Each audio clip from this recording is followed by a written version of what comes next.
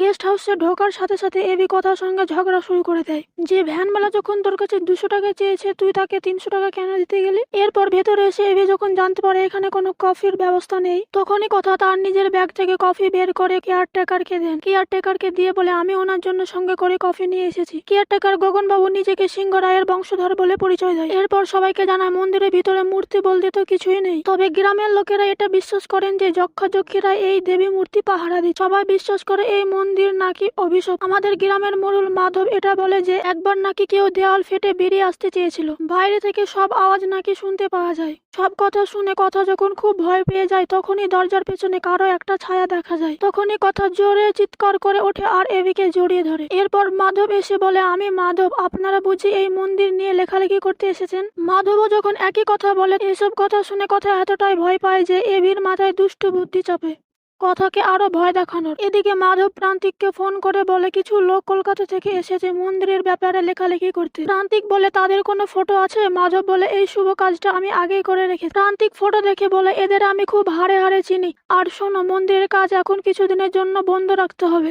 এদিকে কথা যখন সবাইকে সাবধানে থাকতে বলে তখনই আবারও দরজার পেছনে একটা ছায়া দেখে কথা চিৎকার করে ওঠে। তখন এবি কি হয়েছে বলে দৌড়ে ছুটে আসে। সকলে বলে আজ সারা রাত আমরা পার্টি করব, কিন্তু কথার মন থেকে কিছুতেই ভয়টা যাচ্ছে না। এরপর ছোটকা নিজের জীবনে ঘটে যাওয়া সত্যিকারের ভূতের গল্প শুরু করে, যেখানে একদিন নুপুরকে নিয়ে একটা রাজবাড়িতে গিয়েছিল। সেখানে দরজা খোলার সাথে সাথেই একটা হাত এসে দরজাটা খুলে দেয়। তখনই কথা দেখতে পায় যে তাদের দরজার পেছনে কেউ একটা হাত বেরোচ্ছে।